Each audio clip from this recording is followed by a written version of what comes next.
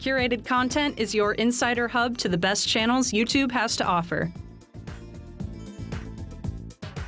Explore the communities you never knew existed with me, Mallory Bart, as we take a deep dive into YouTube. Hello and welcome back to the third episode of Curated Content.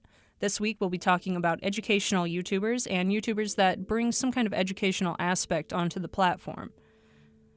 So the first YouTuber we'll be talking about today is The Report of the Week, and from his description, his bio is a shortwave radio enthusiast who critiques consumables and beverages with intermittent posting of random videos and talk shows on a variety of topics. He has 905,000 subscribers. He joined February 20th of 2011, and he has 65.6 million lifetime views. And he mainly gained popularity with his energy drink reviews. He started when he was pretty young, like 14 or 15, and he gained popularity when he reviewed the Great Value purified water versus the spring water, which is a Walmart brand of water. And he pretty much put them both in like little champagne flutes, and then he was kind of humorously reviewing the different tastes of the purified water compared to the unpurified. So that's a pretty funny video. We're reviewing Great Value. Now, both of these jugs are Great Value brand, and this is a comparison, a rare side-by-side comparison review, live from Report of the Week Studios. We are reviewing and comparing Great Value purified drinking water, and we're comparing that to Great Value spring water. But now he reviews mostly new fast food items that are unique. So he reviewed the McDonald's Szechuan sauce, which was highly requested. He reviewed the Taco Bell nacho fries, the Burger King rodeo burger. He has done a couple reviews at Culver's as well, but he lives in the Northeast, so he doesn't have a lot of the restaurants that we do in the Midwest, where I'm from. So it's kind of interesting to get that multiple perspective look on like what different types of fast food there are in different areas of the United States. He appeared on Tosh.0, I believe it was in 2011, for his energy drink review. So he did like a mini review on Tosh.0, and he's kind of known for his eccentric style of clothing. And when you look at him, you wouldn't really say it's eccentric, but he wears only suits, and he wears 1920s suits, 30s suits, 40s suits, and he gets them all from the thrift store. And when he first started, he didn't get them tailored, but now as he's gained popularity, I think he kind of knows what looks good on him, what doesn't look good on him, and he also grooms his hair to look like that era. He has a great deadpan style of humor, and he is very family-friendly, I would say. I've never heard him curse. I've never heard him talk about anything controversial. And one of his most popular videos as of 2018 is him reacting to mean comments. And he's just such a genuine person that it's really funny to see his reactions to these awful YouTube comments that happen to everyone, unfortunately. And I'd also say he's a really good role model. Like, he's definitely someone that you can look up to if you want to start making videos, or if you're interested in reviewing food or doing mukbangs like some of the bigger YouTubers are doing, where they'll sit down and eat a meal with you. He hasn't done that yet, but he has branched out into reviewing things that aren't food, like the Amtrak train. He reviewed that, and he kind of went over all the amenities, and he did a video where he was actually staying in the Amtrak train. So that was really cool. I definitely recommend checking him out. His YouTube name is The Report of the Week. He's also known as Review Brah. That's B-R-A-H.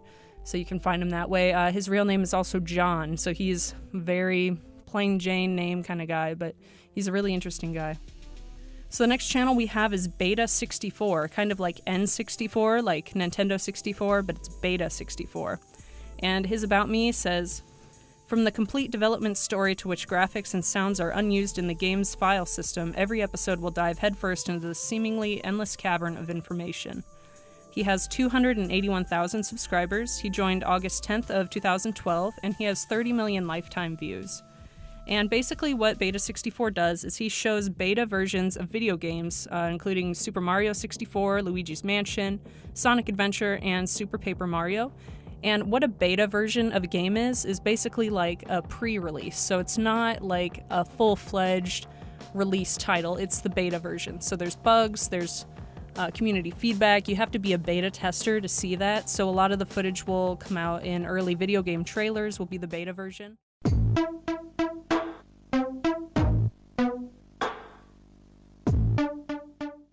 Luigi's Mansion was first shown at Space World 2000, among other Nintendo GameCube games such as Metroid and The Legend of Zelda. Which brings us to an interesting point.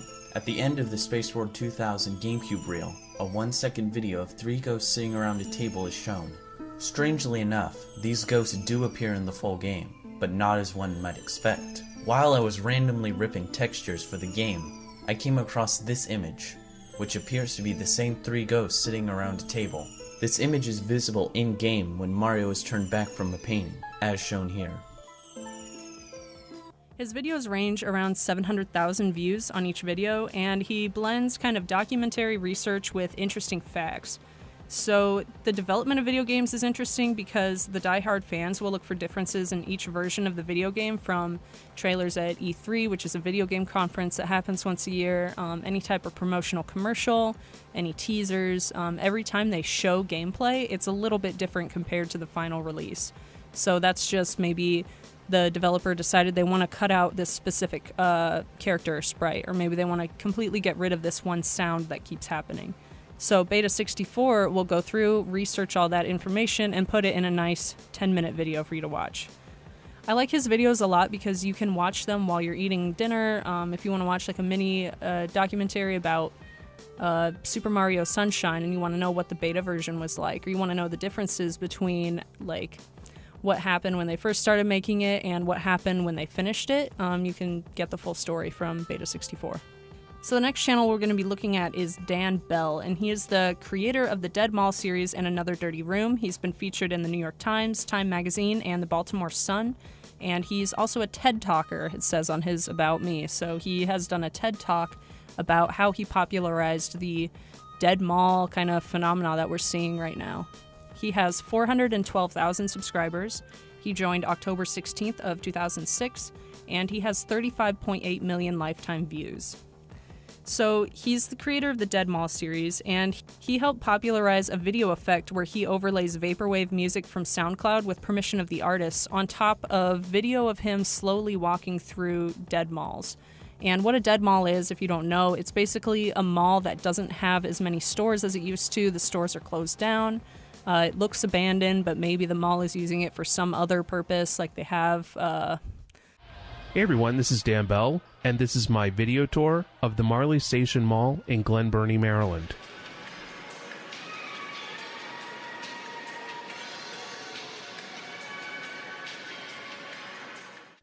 Like office space available to rent, or they have maybe a government contractor has bought it out, or maybe they use it for emergency backup. If their store gets flooded or something, a company can come out and rent all these spaces, like a closed down Yonkers, a closed down Sears, something like that. So Dan Bell also hosts a series called Another Dirty Room, where him and his 2 co-hosts investigate the cleanliness of motel rooms with a scientific angle. So they tear apart the rooms, they move the mattresses, they move the end tables, and all the electronics to see if there's bugs underneath, if there's stains underneath, if maybe the management's trying to hide something that they shouldn't. And when he starts out that series, he will show you the reviews on different platforms. So TripAdvisor, Yelp, Google. Sometimes he'll see like if there's paid reviews for the motels, or if you should maybe watch out for certain things if there's a couple bad reviews. So they actually go to the motels and they test stains for potential blood or fecal matter contamination, and it's just like an investigation on these tiny motels in the Northwest and all over the U.S. to see if they're actually what they say they are. Dan Bell is definitely a filmmaker at heart, and he doesn't want to be popular like other YouTubers. He recently partnered with Amazon Prime after YouTube cut their ad revenue down. So now Another Dirty Room and the Dead Mall series will be premiering on Amazon Prime over the summer. He definitely inspired me to take a more filmmaker approach to making videos and watch the shots and watch the type of video you're getting, because that's the most important part of a YouTube video is the actual video itself. And the way he produces the audio and the video and the story and mixes it all together in one and spends so much time creating that one video is definitely an inspiration for me to take more time on my personal projects and make sure it's the best it can be. So the next YouTuber we'll be looking at is known by LeBeast, or his YouTube name is Skippy62Able, And his About Me says, I'm currently a professional competitive eater and a YouTube entertainer. I like to do all the crazy and seemingly impossible tasks that the average human being would never even consider doing. He has 2 million subscribers. He joined August 7th, 2010, and he has 311.7 million lifetime views, which is way more than anyone we've looked at in this specific educational sect. I don't know that I would consider LeBeast to be really educational, but I think he is kind of educating you in the ways that you can push the human body to do certain things that you never thought you could do.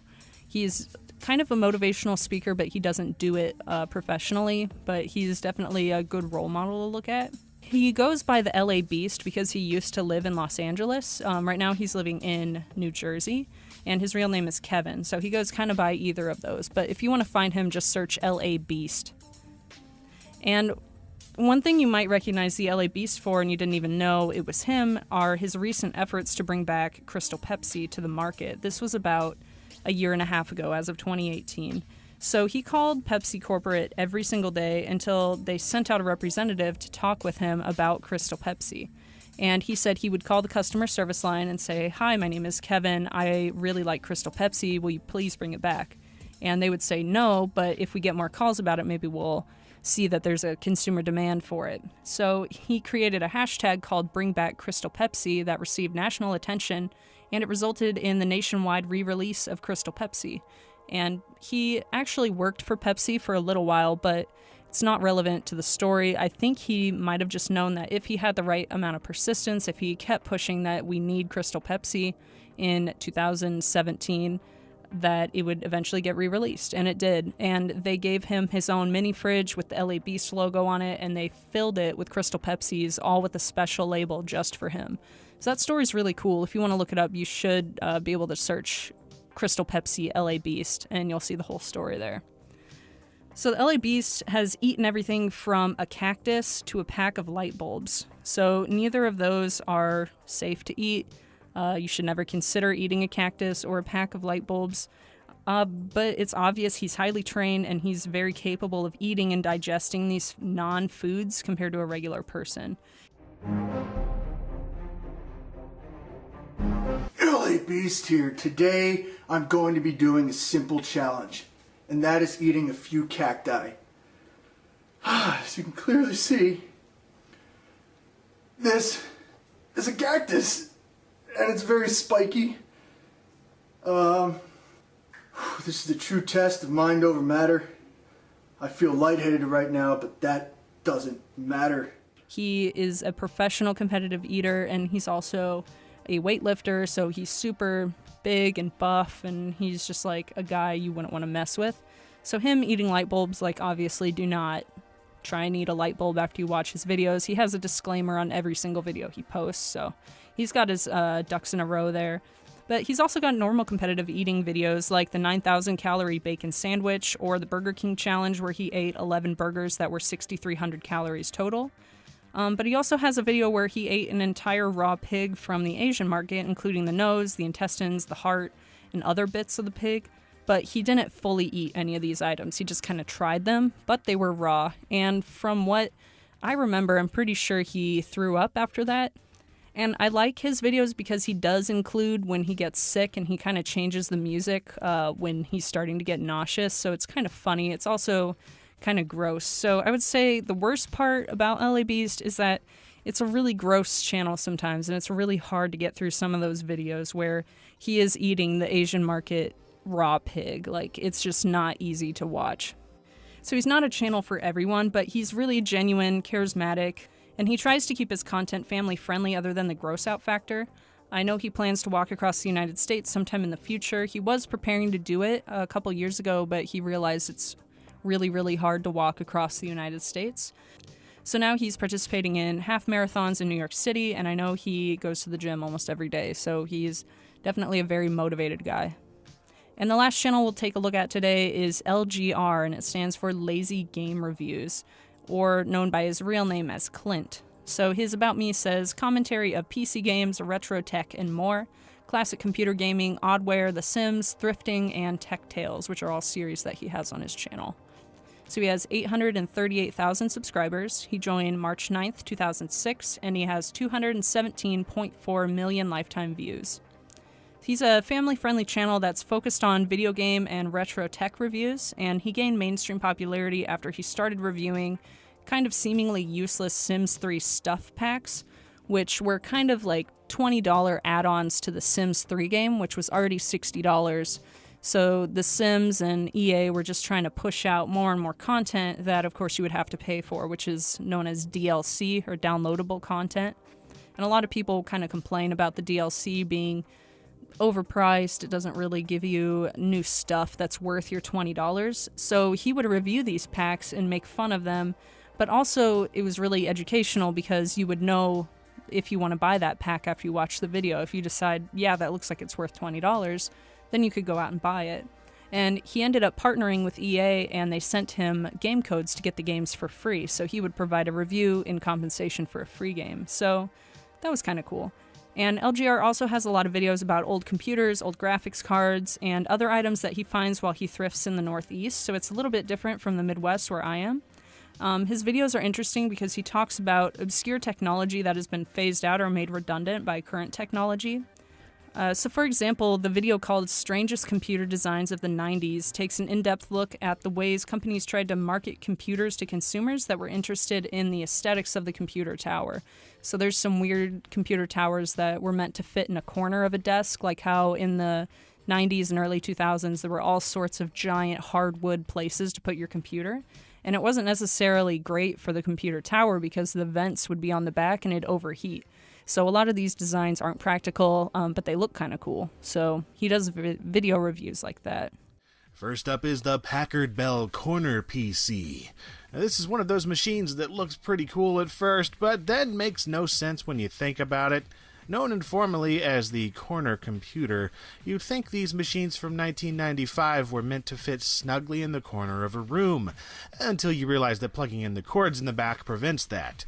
Then there's also the matter of the drive bays being in weird, inconvenient locations, meaning that you couldn't set it up in any kind of confined space like a normal front-facing case design. LGR has a couple different series on his channel. He has Oddware, which focuses on odd technology like weird mouses or weird peripheral items like headsets or the Hot Wheels car computer tower that don't really have much use today other than aesthetics. Tech Tales is a series where he creates a mini documentary about tech companies that have since gone out of business, like America Online, AOL. So he'll go kind of from the company's journey from day one to when they eventually went out of business, and track kind of what their company did, how they succeeded, why they failed, why they went out of business. The channel is really good for listening to while you eat dinner or do homework or just want to have some noise in the background because his audio quality is really, really good, and he also puts a ton of time into researching the stuff he talks about, and the content he produces is really informative and interesting. That's all the time we have today for episode 3 of Curated Content, talking about educational YouTubers. And again, if you want to look up any of these YouTubers, check out their channels. Starting from the top, we talked about TheReportoftheWeek, Beta64, Dan Bell, LeBeast or Skippy62Able, and LGR, Lazy Game Reviews. Thanks for joining me. I'll see you next time. Thanks for joining me on Curated Content, your one-stop shop for premium YouTube knowledge. Don't know what to watch next? Join me next time as we explore the various communities of YouTube.